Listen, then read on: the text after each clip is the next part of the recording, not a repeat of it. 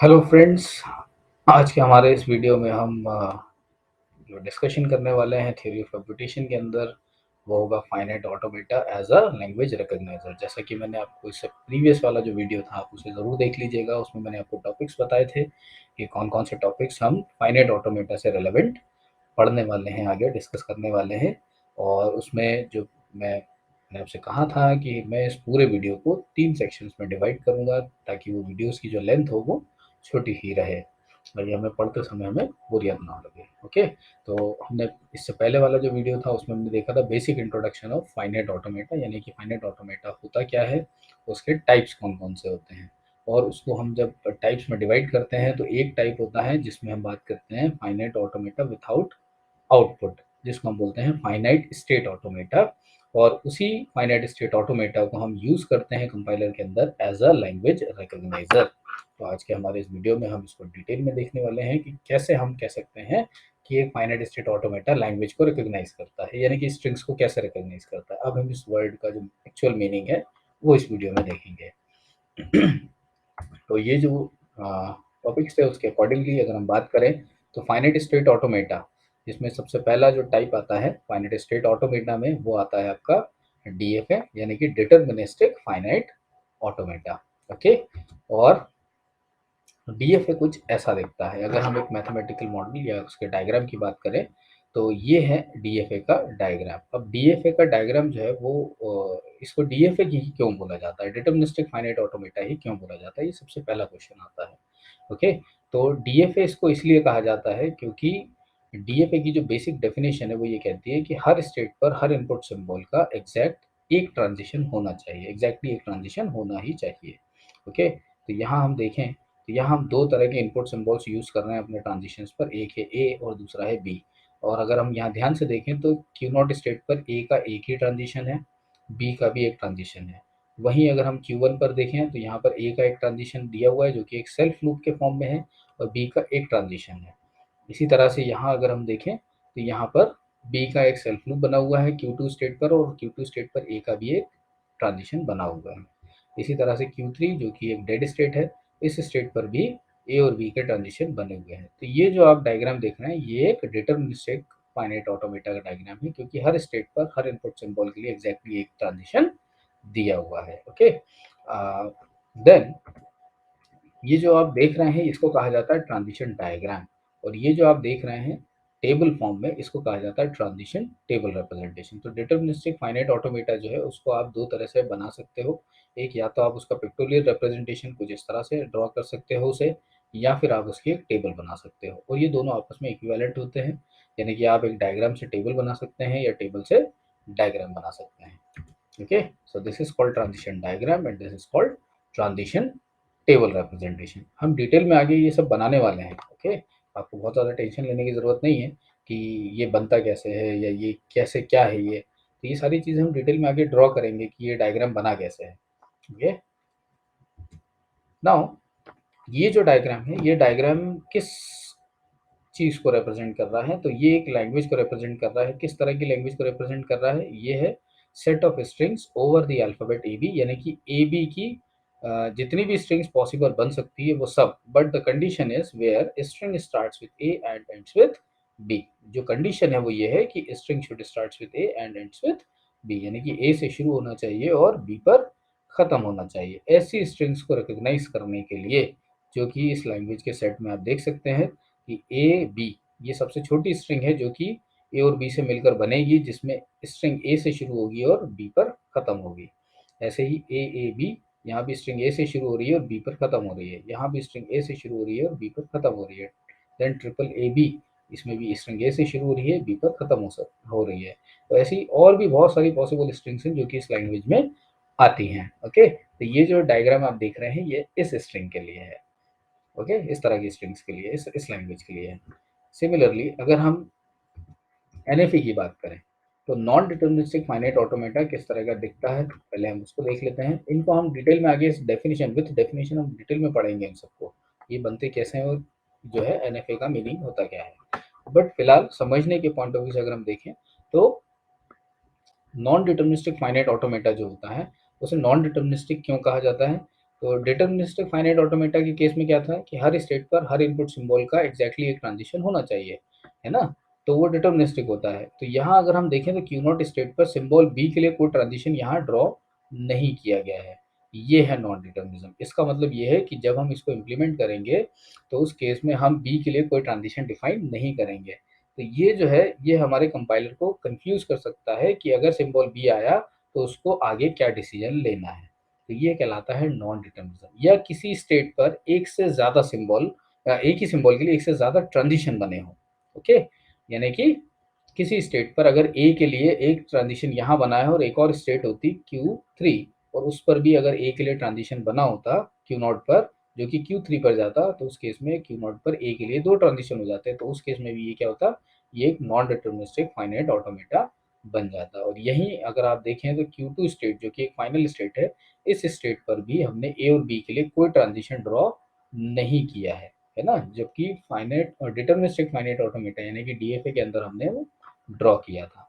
Okay, तो ये क्या है, ये एनडीएफए है या नॉन डिटर्मिनिस्टिक फाइनाइट ऑटोमेटा है यानी कि एनएफए है। और ये जो आप देख रहे हैं इसको कहा जाता है ट्रांजिशन डायग्राम और ये जो है ये है ट्रांजिशन टेबल। तो आप एक ट्रांजिशन डायग्राम से टेबल बना सकते हैं, ट्रांजिशन टेबल से ट्रांजिशन डायग्राम ड्रॉ कर सकते हैं। नाउ लैंग्वेज जो इसकी बन रही है, जो इस फाइनाइट ऑटोमेटा के थ्रू जो स्ट्रिंग्स जिन स्ट्रिंग्स का पैटर्न रिकॉग्नाइज होगा वो क्या होंगी, where string starts with A and ends with B. यानी कि ये भी ये जो आप फाइनाइट ऑटोमेटा देख रहे हैं जिसको हम एनएफए बोल रहे हैं, ये एनएफए उसी लैंग्वेज को रिकॉग्नाइज कर रहा है जिसे डीएफए रिकॉग्नाइज कर रहा था। ओके, इसीलिए एक और टर्म यूज किया जाता है यहाँ पर थ्योरी ऑफ कंप्यूटेशन के अंदर जो ये कहता है कि डीएफए और एनएफए दोनों की एक्सप्रेसिव पावर जो होती है वो सेम होती है, यानी कि they are equivalent in nature. यानी कि जिस लैंग्वेज के लिए आप डीएफए बना सकते हो उसके लिए एनएफए पॉसिबल होगा, या जिस लैंग्वेज के लिए एनएफए बना है उसके लिए डीएफए भी बनेगा। Okay, they are equivalent. तो ऐसा कभी नहीं होगा कि किसी लैंग्वेज के लिए आपने डीएफए बना लिया उसके लिए एनएफए नहीं बन सकता, या जिसके लिए आपने एनएफए बनाया उसके लिए कभी डीएफए नहीं बनेगा, ऐसा नहीं। बस डी एनएफए बनाना थोड़ा आसान होता है सॉरी, इसीलिए हम एनएफए ड्रॉ कर सकते हैं आसानी से।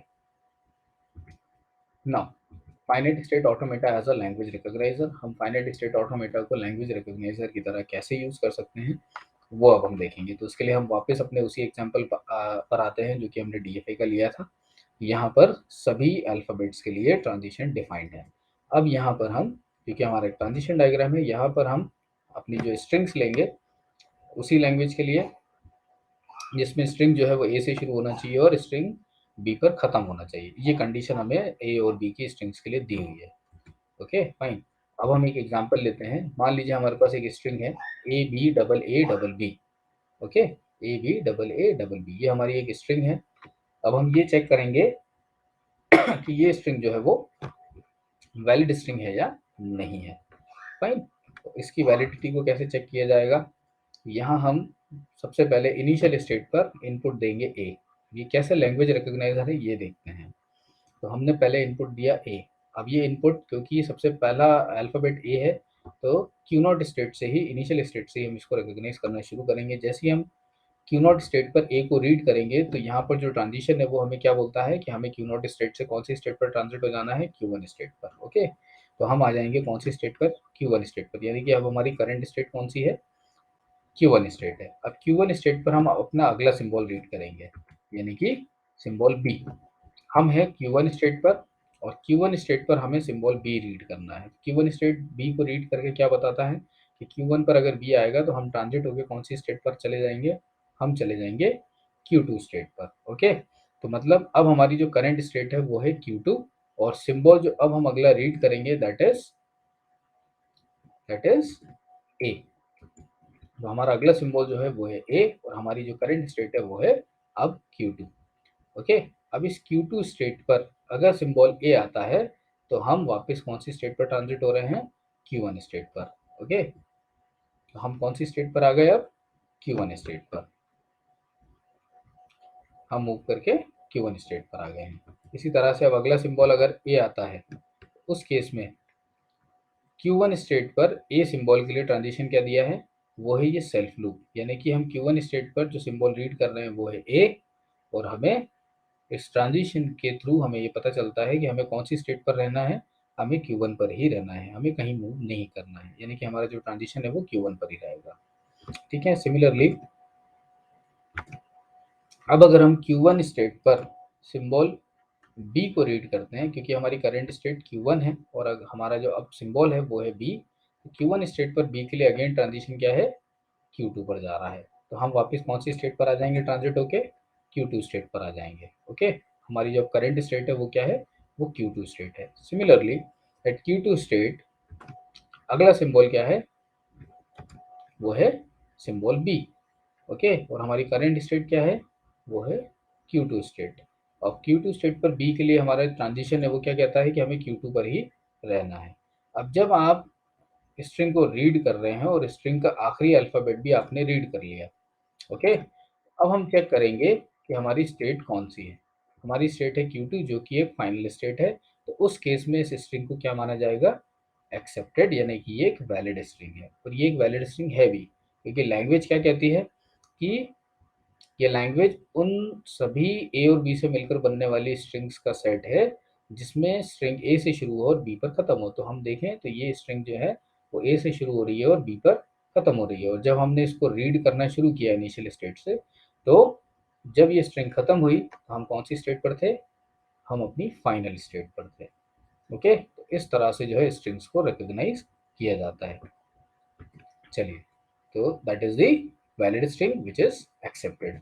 नाउ अब हम एक और एग्जांपल लेते हैं जिसमें हम एक इनवैलिड स्ट्रिंग लेते हैं, क्योंकि लैंग्वेज के पॉइंट ऑफ व्यू से अगर हम बात करें तो ये स्ट्रिंग ए से शुरू हो रही है बट बी पर खत्म नहीं हो रही है। ये एक इनवैलिड स्ट्रिंग है। अब इसको देखते हैं कि ये इनवैलिड स्ट्रिंग फाइनल स्टेट पर खत्म नहीं होना चाहिए। अगर ऐसा है तो हमारे ऑटोमेटा ने इस स्ट्रिंग को रिजेक्ट कर दिया है। तो हम देखते हैं फिर से वापस इनिशियल स्टेट पर हम कौन सा सिंबल देंगे, इनिशियल स्टेट पर हम सबसे पहला सिंबल देंगे ए। इनिशियल स्टेट से हम ट्रांजिट होके कहाँ आ गए, हम आ गए Q1 स्टेट पर। हमारी अब जो करंट स्टेट है वो Q1 है। हमारा अगला सिंबल क्या है Q1 स्टेट पर, Q1 स्टेट पर हमारा अगला सिंबल है B। और ट्रांजिशन हमें कहता है कि हमें कौन सी स्टेट पर ट्रांजिट होना है, Q2 स्टेट पर। ठीक है, तो हमारी जो करंट स्टेट है वो कौन सी है, वो Q2 स्टेट है। और हमारा जो अगला सिंबल है अब वो है B। तो Q2 स्टेट पर आने के बाद B के लिए ट्रांजिशन क्या डिफाइंड है कि हमें Q2 पर ही रहना है, तो हम Q2 पर ही स्टे करेंगे। Okay fine, next symbol is A। Q2 state पर अगर A सिंबल मिलता है तो हम कौन सी स्टेट पर ट्रांजिट होंगे, एज पर द ट्रांजिशन हम मूव करके कहाँ चले जाएंगे, Q2 से Q1 स्टेट पर। एज पर द ट्रांजिशन हम आ गए अब अपने Q1 स्टेट पर। अब Q1 स्टेट पर आने पर अगला सिंबल जो हमें रीड करना है दैट इज A। और Q1 स्टेट पर A आने पर जो ट्रांजिशन है वो क्या कहता है, तो हमें Q1 पर ही रहना है। ओके, अब यहाँ पर हुआ ये है कि स्ट्रिंग जो है वो खत्म हो गई है और हमारी जो करेक्ट स्टेट है वो क्या है, वो है Q1 स्टेट। क्या Q1 फाइनल स्टेट है, नहीं, Q1 फाइनल स्टेट नहीं है हमारे इस ट्रांजिशन डायग्राम में। इसका मतलब जब स्ट्रिंग खत्म हुई तो हम एक इंटरमीडिएट स्टेट पर थे, ना कि फाइनल स्टेट पर। इस केस में ये स्ट्रिंग क्या होगी, ये स्ट्रिंग इस ऑटोमेटा से रिजेक्ट हो जाएगी, यानी कि ये इसे पास नहीं करेगा। ये एक एरर जनरेट कर देगा कि ये this string is invalid string. Okay, तो इस तरह से जो है हमारा ऑटोमेटा यानी कि फाइनाइट स्टेट ऑटोमेटा जो है वो स्ट्रिंग्स को रिकॉग्नाइज करता है। ओके, तो ये आप देख सकते हैं, that's why we are saying finite state automata as a language recogniser, यानी कि वो लैंग्वेज की स्ट्रिंग्स को रिकॉग्नाइज करता है और उन्हीं स्ट्रिंग्स को रिकॉग्नाइज करता है जो लैंग्वेज को बिलोंग करती हैं, यानी कि उस लैंग्वेज के पैटर्न को जो है रिप्रेजेंट करती है। तो यहाँ पैटर्न क्या था कि स्ट्रिंग ए से शुरू होना चाहिए और बी पर खत्म होना चाहिए। Okay, so that's all from now on this video. अगर आपको वीडियो पसंद आया हो तो चैनल को सब्सक्राइब कर लीजिए और वीडियो को लाइक कर दीजिएगा, अपने और बाकी मित्रों के साथ, अपने दोस्तों के साथ इसको शेयर कीजिएगा। और अगर आप सब्सक्राइब करते हैं, लाइक करते हैं वीडियो, अपने कमेंट्स भी दीजिएगा। ओके, इससे मुझे अप्रिसिएशन मिलेगा ताकि मैं अपने आगे आने वाले वीडियोज़ में और ज़्यादा इम्प्रूवमेंट्स कर सकूँ। Thank you.